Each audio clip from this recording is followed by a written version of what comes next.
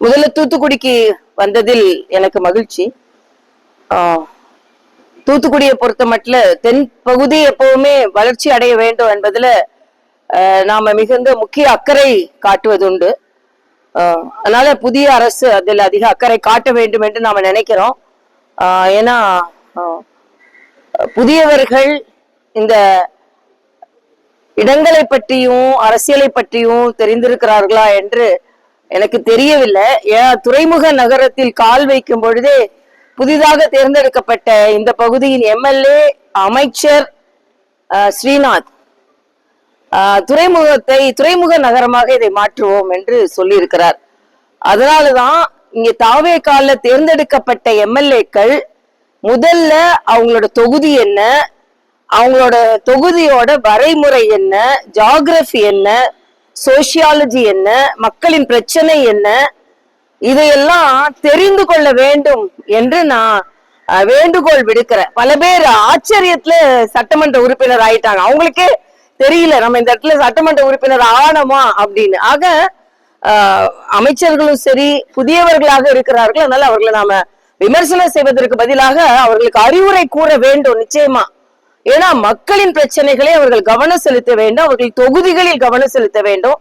மரியாதைக்குரிய பாரத பிரதமர் துறைமுகத்தை விரிவுபடுத்தி இன்னைக்கு உண்மையிலே எனக்கு மகிழ்ச்சியா இருக்குன்னா, நான் தூத்துக்குடி வந்துட்டு அவசர அவசரமா ஓடுவேன்.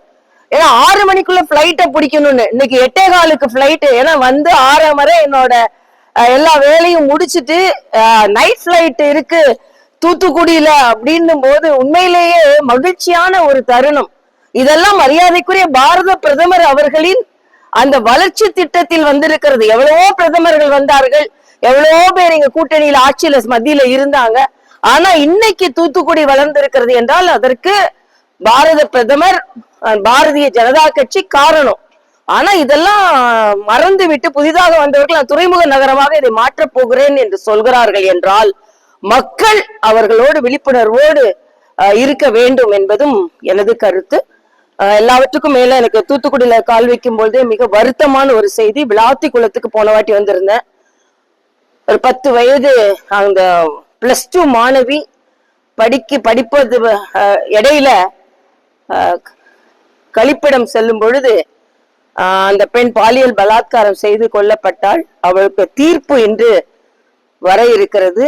என்னை பொறுத்த மட்டில் பெண் குழந்தைகளை கசக்கி எரியும் மிருகங்களுக்கு வாழ்வதற்கு தகுதியே கிடையாது என்பதுதான்.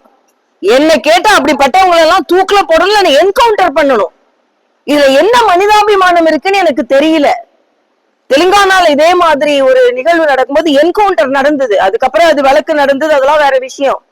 ஏன் இத சொல்றேன்னா, ஏன்னா இந்த இன்னைக்கு தூத்துக்குடியில விளாத்திக்குளம் ஒரு ஃபுல் ஸ்டாப்பா இருக்குன்னு பார்த்தா கோவை இன்னைக்கு மறுபடியும் இந்த ஆட்சியிலையும் 10 வயது குழந்தை. எல்லாத்துக்கும் மேல ரொம்ப பயமா இருக்கு. திருப்பி விழுப்புரம் பக்கத்துல இன்னொரு 11 வயது குழந்தை. ஆக இது தொடர்கதையாகி கொண்டே இருக்கிறது என்பது எனக்கு மிகுந்த கவலை அளிக்கக்கூடியதாக இருக்கிறது. முதலமைச்சர் அவர்கள் பதவி ஏற்ற உடனே சொன்னது சிங்கப்பெண் படை அப்படின்னு சொன்னார். ஏற்கனவே சைல்ட் அண்ட் விமென் வெல்ஃபேர்ல 5300 அதிகாரிகள் காவல்துறை அதிகாரிகள் இருக்கிறாங்க. சைல்டு வெல்ஃபேருக்கு மட்டுமே 1635 அதிகாரிகள் இருக்கிறார்கள். 244 பெண்கள் காவல் நிலையம் தமிழகத்தில் இருக்கிறது. ஆக இவ்வளவு பேர் இருந்தும் இந்த சிங்கப்பெண் படை என்பது அது ஒரு மாற்று அதிகாரப்படையா மாறிவிடக் கூடாது, உண்மையிலேயே அது பாதுகாப்பு படையாக இருக்க வேண்டும் என்று பல காவல்துறை அதிகாரிகள் தங்களது சந்தேகங்களை தெரிவித்திருக்கார்கள். ஆக அதே மாதிரி இப்ப இந்த சிங்கப்பெண் படை எந்த அளவிற்கு பெண்களை பாதுகாக்கிறது, அதற்கு என்ன ஒரு ஆங்கில பத்திரிகை என்ன சொல்லியிருந்ததுன்னா, சிங்கப்பெண் படை வித்தவுட் டீத், பல்லு இல்லாத ஒரு அமைப்பாக அது இருக்கிறது என்று சொல்லி இருந்தார்கள். ஆக இதையெல்லாம் முதலமைச்சர் தனி கவனம் செலுத்த வேண்டும். இன்னொன்று, முதலமைச்சர் சொல்லும் பொழுது சிறுபான்மையினருக்கு பாதுகாப்பாக இருப்போம். எல்லா முதலமைச்சரும் இதையே சொன்னீங்கன்னா உங்களுக்கு வாக்களித்த பெரும்பான்மை மக்களின் அந்த ஆதங்கங்களை யார் தீர்ப்பது என்பதையும் புரிந்து கொள்ள வேண்டும். தவிர்க்க முடியாத தம்ப்நெயில்ஸ், கலக்கலான கண்டென்ட்ஸ், சினிமாவும் சீரியஸ் பிரச்சனைகளும், பல வருடங்கள் இடைவெளிக்கு பிறகு இந்த படத்துல ஒரு கலகலப்பும் கைகலப்பும்,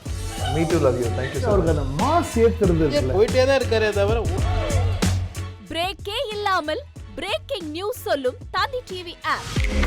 இன்ஸ்டா தலைமுறை வரை இறங்கி அடிக்கும் தந்தி டிவியின் டிஜிட்டல் எக்ஸ்க்ளூசிவ். அது தண்ணிக்குள்ள போகும்போது ஹேங் ஆயிடுச்சு. உங்களுக்கு விஜய் சார் எந்த அளவுக்கு ரொம்ப பிடிக்கும்? Of course, Malayalis are huge Vijay sir fans. ரெண்டு பேருமே ரொம்ப பிடிக்கும் எனக்கு. தந்தி டிவி ஆப்பை இலவசமா டவுன்லோட் செய்யுங்க. ஃபாலோ பண்ணுங்க, சப்ஸ்கிரைப் பண்ணுங்க, என்ஜாய் பண்ணுங்க.